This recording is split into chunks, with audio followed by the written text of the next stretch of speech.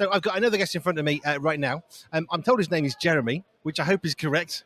Or, hey, you can correct me, it's fine. Hello. Yes, my name is Jeremy. That is correct. Jolly good. My sons were well informed. Yes, we think his name's Jeremy. We'll go for that. Fine.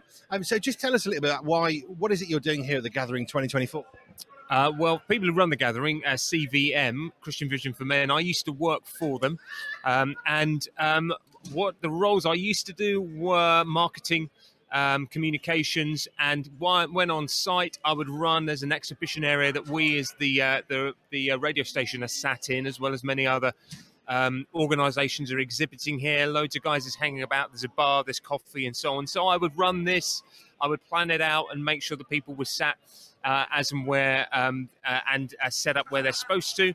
Do some interviews in the various meetings, do some hosting of some seminars, and run a quiz on Saturday afternoon, which I'm doing today at 5 o'clock. If I'm honest, quizzes are not my thing, mostly because I have loads of knowledge, but I can't apply it to anything. So I kind of tend to stay away from it. I could love the atmosphere of a quiz, but I'm beyond rubbish because I have knowledge and I can't think what was that from. I have names and words and it means nothing. So what can we expect from the quiz tonight? Well, just going back on your reticence to quizzes, I think that's why we encourage getting into teams. Because often someone has it, but they need the trigger point of somebody saying something that will then pull it out of what's sitting at the back of their mind, but they can't actually verbalise if they were sat on their own. So it's all encouraging teams to get together. Quizzes is one of the best things for networking. I've always said, if you get into a room, if you're an organisation or you're running something and you said, this is a networking time, go and network, how do you begin? How do you do that? So you need something like a quiz, not just a quiz, where you are forcing people to make small talk, nothing embarrassing. Oh, what was that film? Oh, yeah, no, I've seen that painting. Where was that hanging? Oh, I remember what happened. When did they become prime minister? This kind of stuff. And then you start to interact in between rounds. You then naturally carry on your conversation. End of the quiz, you've made not friends for life, but you've made contact with people. So that's the thing about the quiz is about the community of it, as well as having the fun of possibly being the winner. I think that's interesting because I was walking around yesterday around on site first day. Some of the guys were arriving, sitting at tents, they were driving in and we were just grabbing a quick word with them. But the one thing that really struck me, I think, as the first time I've been here is how many people said, well, I didn't want to come, but so-and-so was coming. So he brought me and now I can't not keep coming back because they love the sort of sense of community and family of 2,000 guys in a field near Swindon. Yeah, it's very low key as well. It's very laid back. So it's one can relax. You can access as much or as little.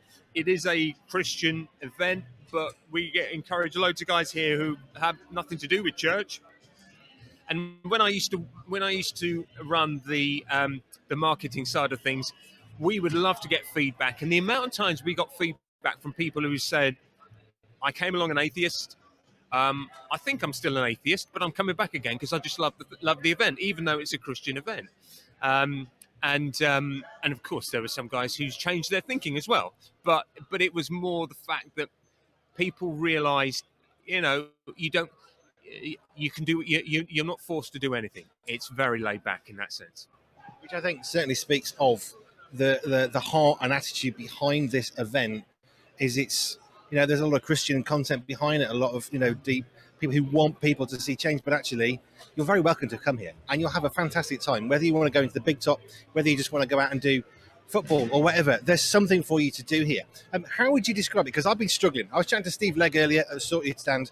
I don't know how to verbalise what this place is because words like outstanding, the electric atmosphere, they're not enough.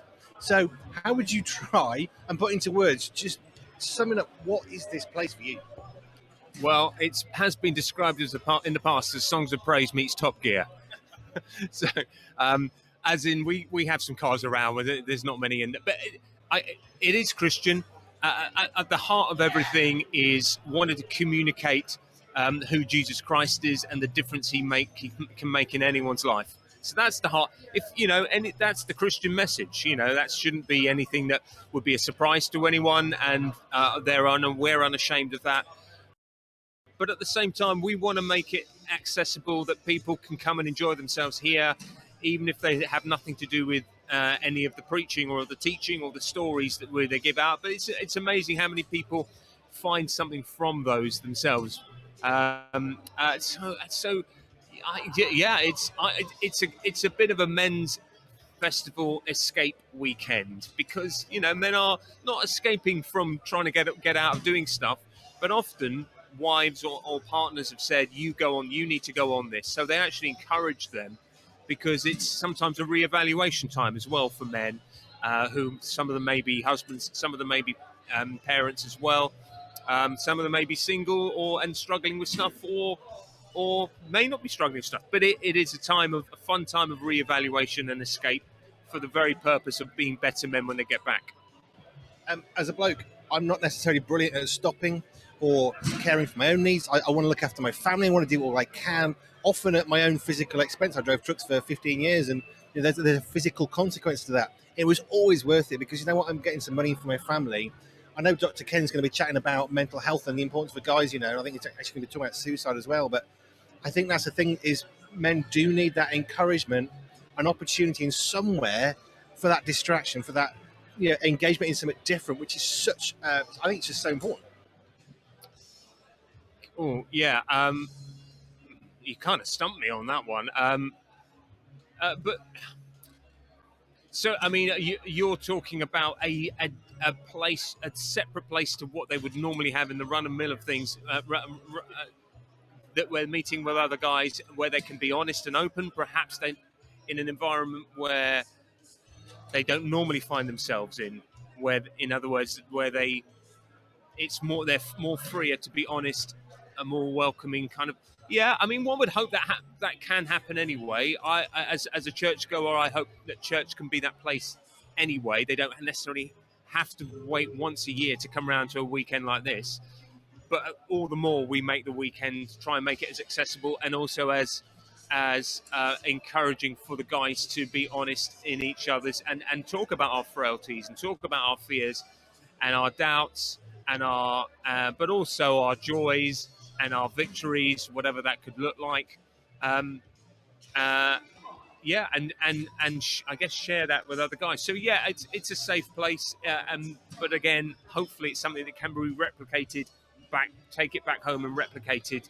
And that's why the whole of CVM is about men going out and continuing to spend time with each other and support one another, because men don't tend to do that as easy as women do. It's a generalisation, but it tends to be the rule. I was chatting to Carl Beach last year and interviewed him, and we were talking about Christian vision for men, talking about the gathering, and he spoke about the Christian vision for women. And he said the thing is, if we put on something like the gathering for women, they'll come.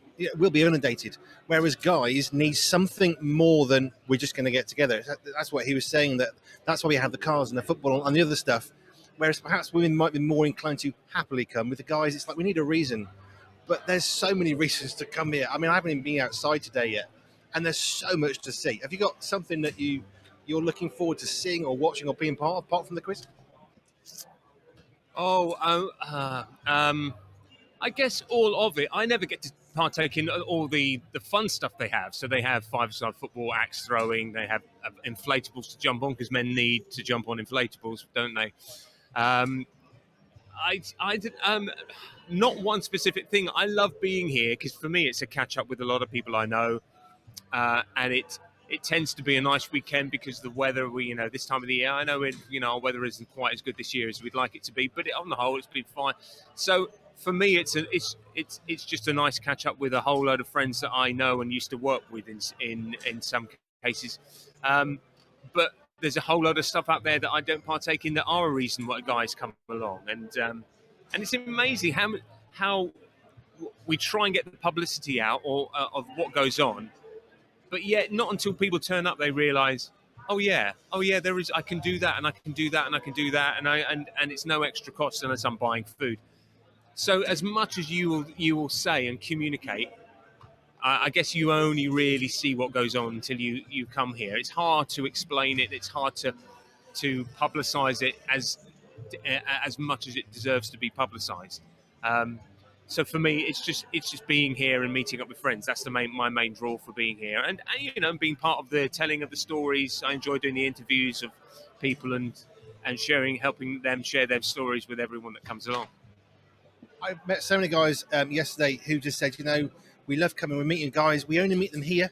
We don't have any contact with them apart from when we come. And we come here, we meet up, and it's fabulous. And it just encourages my faith. It encourages me in my walk, encourages me in my day job, and it just feeds them.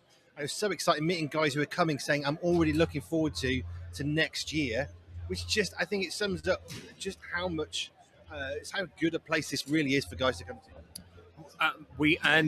That's what we aim for. That's what I say. I don't work for them, but I'm very much part of the family, and, um, and that is what they would hope. But we also hope, and I've already said, is that something of that taste and that culture that the guys take back with them. And some are already doing that and trying to foster that same kind of camaraderie, that brotherhood, that place of safety where you can be honest and sharing and encouraging in the faith. That they take something of that from here and deploy it throughout the year. So this isn't not so much this is a culture shock, that's a bad thing, but so it's not such what am I going to do for the next year? That your support network is there, your band of brothers are there, and this is just the icing on the cake. There's a little advert for the gathering. It's the icing on the cake. Thank you so much, Jeremy, for your time. I appreciate you're busy and you've come to see us, which I'm really grateful for.